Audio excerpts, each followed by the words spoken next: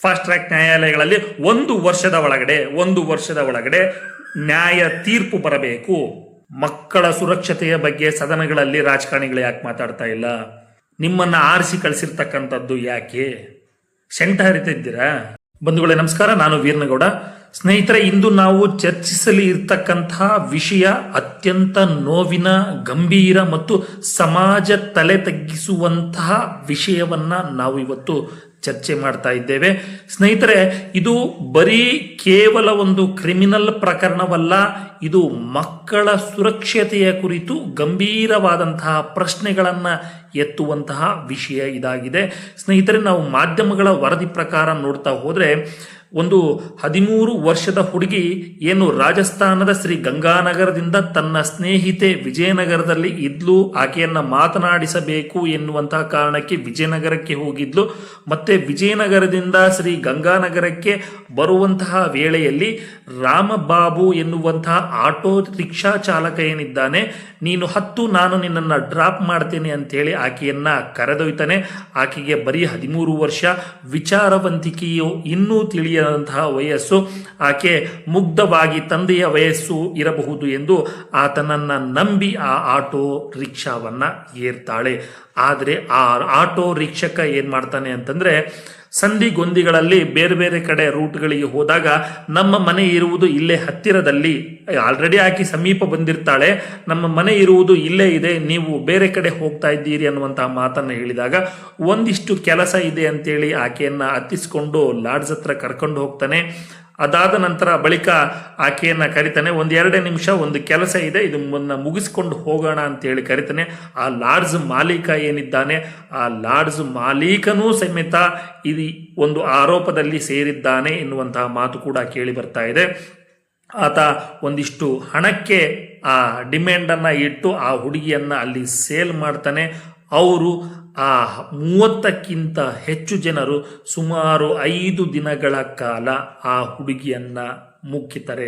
ಅಂದರೆ ರೇಪನ್ನ ಮಾಡಲಾಗಿರುತ್ತೆ.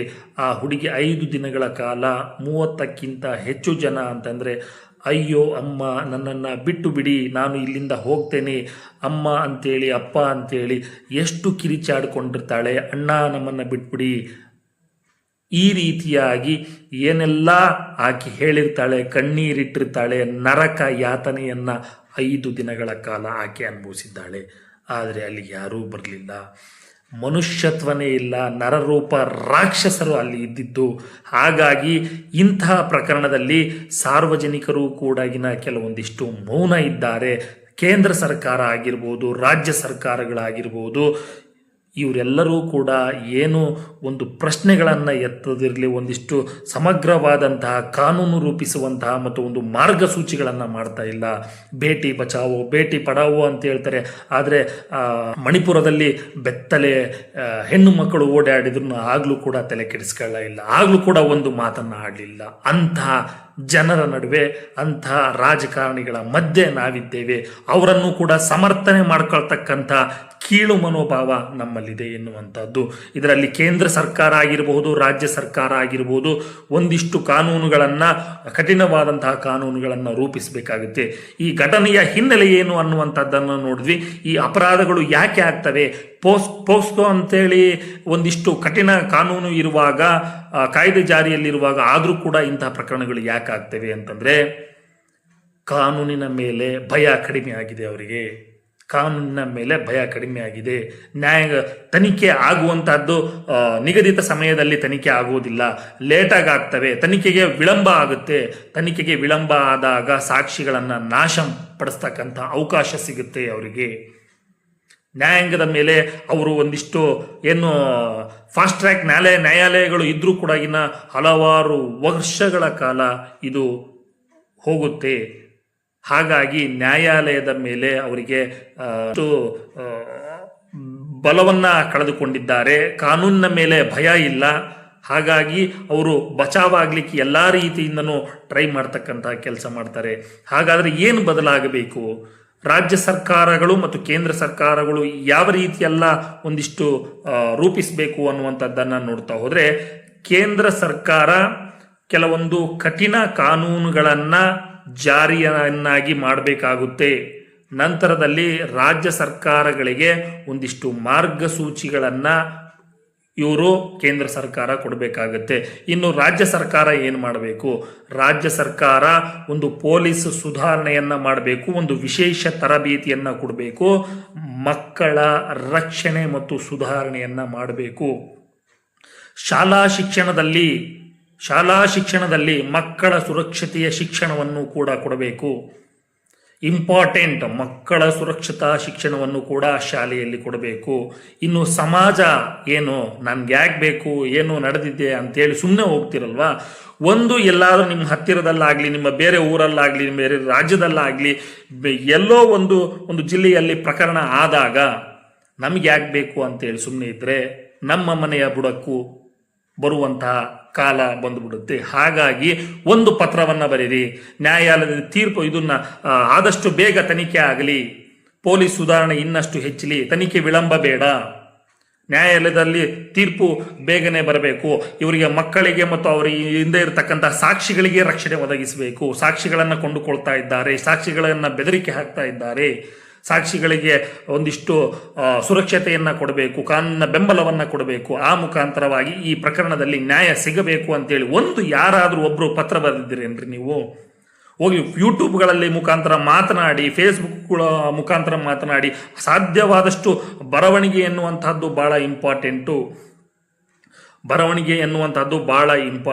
ಬರವಣಿಗೆ ಮುಖಾಂತರ ನೀವು ಒಂದು ಪತ್ರವನ್ನು ಬರೀರಿ. ರಾಜ್ಯ ಸರ್ಕಾರಕ್ಕಾಗಿರ್ಬೋದು, ಕೇಂದ್ರ ಸರ್ಕಾರಕ್ಕಾಗಿರ್ಬೋದು, ನೀವು ಪತ್ರಗಳನ್ನು ಬರೆಯೋದು ಮುಖಾಂತರ ನೀವು ಎಲ್ಲೋ ಒಂದು ಘಟನೆ ನಡೆದ್ರೆ ನೀವು ಸಮಾಜದ ಒಂದು ಭಾಗ.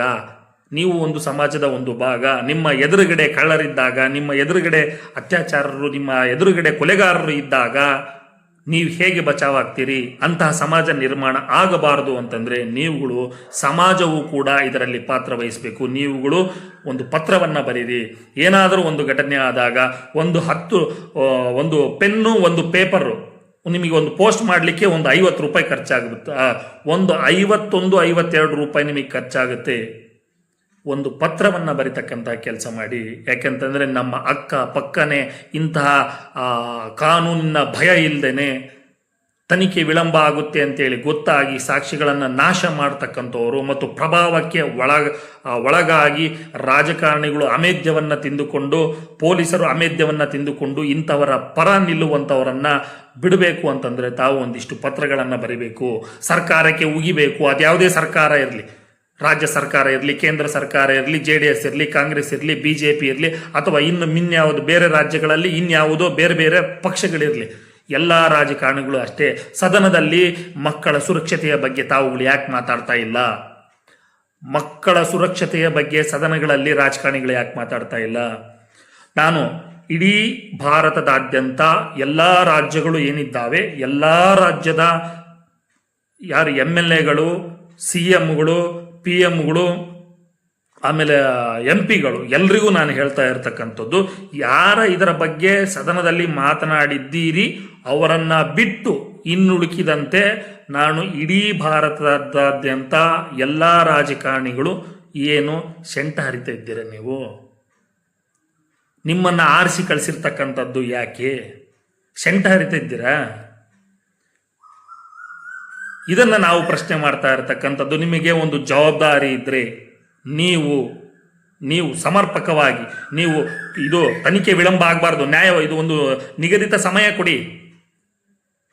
6 ತಿಂಗಳಾದರೂ ತನಿಖೆ ಮಾಡ್ತಾನೆ ಇರಬೇಕು ಅಂತಂದ್ರೆ 6 ತಿಂಗಳ ಒಳಗಡೆ ಅವರು ಸಾಕ್ಷಿಯನ್ನು ನಾಶ ಮಾಡಿರ್ತಾರೆ. ಹಾಗಾಗಿ ನೀವು ಒಂದಿಷ್ಟು ಸಮಯವನ್ನು ನಿಗದಿ ಮಾಡಿ, ತನಿಖೆ ಇಷ್ಟು ಬೇಗನೆ ಆಗಬೇಕು, ಇಂತಹ ಪ್ರಕರಣಗಳಲ್ಲಿ ವಿಶೇಷವಾಗಿ ತನಿಖೆ ಇಷ್ಟು ದಿನಗಳ ಒಳಗಡೆನೆ ತನಿಖೆ ಮುಗಿಯಬೇಕು. ಫಾಸ್ಟ್ ಟ್ರ್ಯಾಕ್ ನ್ಯಾಯಾಲಯಗಳಲ್ಲಿ 1 ವರ್ಷದ ಒಳಗಡೆ ನ್ಯಾಯ ತೀರ್ಪು ಬರಬೇಕು. ಮಕ್ಕಳ ಸುರಕ್ಷತೆ ಮತ್ತು ಸಾಕ್ಷಿಗಳ ಸುರಕ್ಷತೆಗೆ ಒಂದಿಷ್ಟು ಪ್ರೊಟೆಸ್ಟನ್ನು ಕೊಡಬೇಕು, ಬಲವಾದಂತಹ ಪ್ರೊಟೆಸ್ಟನ್ನು ಕೊಡಬೇಕು. ಆಮೇಲೆ ಕಾಣೆಯಾಗಿರ್ತಕ್ಕಂತಹ ಮಕ್ಕಳು ಅಂದರೆ ಗಂಡ್ಮಕ್ಳು ಬಂತು, ಎಲ್ಲ ಹೆಣ್ಮಕ್ಳು ಬಂತು, ಎಲ್ರಿಗೂ ಲಿಂಗ ಸಮಾನತೆಯ ಶಿಕ್ಷಣ ಕೂಡಗಿನ ಶಾಲಾ ಶಿಕ್ಷಣ ಎಲ್ಲಿ ಕೊಡಬೇಕು? ಇದನ್ನು ಯಾಕೆ ಮಾತಾಡ್ತಾ ಇಲ್ಲ ರಾಜಕಾರಣಿಗಳು? ಲಿಂಗ ಸಮಾನತೆಯ ಶಿಕ್ಷಣ ಮತ್ತು ಅವರ ಒಂದು ಸುರಕ್ಷತಾ ಕ್ರಮತೆಯ ಬಗ್ಗೆ ಒಂದು ಶಿಕ್ಷಣವನ್ನು ಶಾಲೆಯಲ್ಲಿ ಕೊಡಬೇಕು. ಅದನ್ನು ಕಡ್ಡಾಯವಾಗಿ ಮಾಡಿ. ಒಂದಿಷ್ಟು ಮಕ್ಕಳು ಕಾಣೆಯಾದಾಗ ರಾಷ್ಟ್ರ ಮಟ್ಟದಲ್ಲಿ ಒಂದಿಷ್ಟು ಪ್ರತಿಕ್ರಿಯೆಯನ್ನು ಕೊಡುವಂತಹ ವ್ಯವಸ್ಥೆಯೂ ಕೂಡ ಆಗಬೇಕು, ರಾಷ್ಟ್ರ ಮಟ್ಟದಲ್ಲಿ ಕೂಡ ಆಗಬೇಕು. ಎಲ್ಲ ಕಡೆಗಿಂದನೂ ಒಂದಿಷ್ಟು ವೇಗವಾಗಿ ಬರ್ತಕ್ಕಂತಹ ಪ್ರತಿಕ್ರಿಯೆ ಆಗಬೇಕು. ಸಮಾಜದ ನೈತಿಕತೆಯನ್ನು ಅಳಿಬೇಕಾದ್ರೆ ತನ್ನ ಮಕ್ಕಳನ್ನ ಎಷ್ಟು ಸುರಕ್ಷಿತವಾಗಿ ಇಟ್ಟುಕೊಂಡಿದ್ದಾರೆ ಅನ್ನುವಂತಹದ್ದು ಮುಖ್ಯ ಆಗುತ್ತೆ. ಇಲ್ಲಿ ಯಾವುದೇ ಒಂದು ಸರ್ಕಾರ ಆಗಿರಲಿ, ಯಾವುದೇ ಒಂದು ಪಕ್ಷ ಆಗಿರಲಿ, ಯಾವುದೇ ಒಬ್ಬ ವ್ಯಕ್ತಿ ಇಲ್ಲಿ ಮುಖ್ಯ ಆಗುವುದಿಲ್ಲ. ಮಕ್ಕಳ ಸುರಕ್ಷತೆ ಮುಖ್ಯ ಆಗುತ್ತೆ. ಇಂತಹ ಪ್ರಕರಣಗಳಲ್ಲಿ ಯಾರೇ ಆಗಿರಲಿ ತಪ್ಪಿತಸ್ಥರು, ಅವರಿಗೆ ಕಠಿಣವಾದಂತಹ ಕಾನೂನು ಶಿಕ್ಷೆ ಆಗಲೇಬೇಕು. ತ್ವರಿತವಾಗಿ ಒಂದಿಷ್ಟು ನ್ಯಾಯಾಂಗವೂ ಕೂಡ ತ್ವರಿತವಾಗಿ ಇದಕ್ಕೆ ಶಿಕ್ಷೆಯನ್ನು ಒಳಪಡಿಸ್ತಕ್ಕಂತಹ ಕೆಲಸ ಆಗಬೇಕು. ಇಂಥ ಘಟನೆಗಳು ಮತ್ತೆ ಮರುಕಳಿಸಬಾರದು ಅನ್ನುವಂತಹ ಕಾರಣ ಇದ್ದರೆ ಸಮಾಜ ಆಗಿರಬಹುದು, ಪೊಲೀಸರಾಗಿರಬಹುದು, ನ್ಯಾಯಾಂಗ ಆಗಿರಬಹುದು, ಸರ್ಕಾರ ಆಗಿರಬಹುದು, ತನ್ನ ಪ್ರಾಮಾಣಿಕ ಜವಾಬ್ದಾರಿಯನ್ನು ಇದರಲ್ಲಿ ನಿರ್ವಹಿಸಲೇಬೇಕು ಎನ್ನುವಂಥ ವಿಷಯವನ್ನು ನಾನಿಲ್ಲಿ ಹೇಳಲಿಕ್ಕೆ ಇಚ್ಛೆ ಪಡ್ತಾ ಇದ್ದೀನಿ. ಈ ಮಾಹಿತಿ ಏನಾದರೂ ನಿಮಗೆ ಮಾಹಿತಿ ಆಧಾರವಾಗಿತ್ತು ಅಂತಂದರೆ ದಯವಿಟ್ಟು ಹಂಚಿಕೊಳ್ಳಿ, ಶೇರ್ ಮಾಡಿ ಮತ್ತು ಮಕ್ಕಳ ಸುರಕ್ಷತೆಯ ಬಗ್ಗೆ ಜವಾಬ್ದಾರಿಯನ್ನು ವಹಿಸಲು ಸಹಕರಿಸಿ ಎನ್ನುವಂತಹ ಮಾತುಗಳನ್ನು ಹೇಳ್ತಾ ನಾನು ಒಂದೆರಡು ಮಾತುಗಳನ್ನು ಮುಗಿಸ್ತಾ ಇದ್ದೇನೆ. ಧನ್ಯವಾದಗಳು.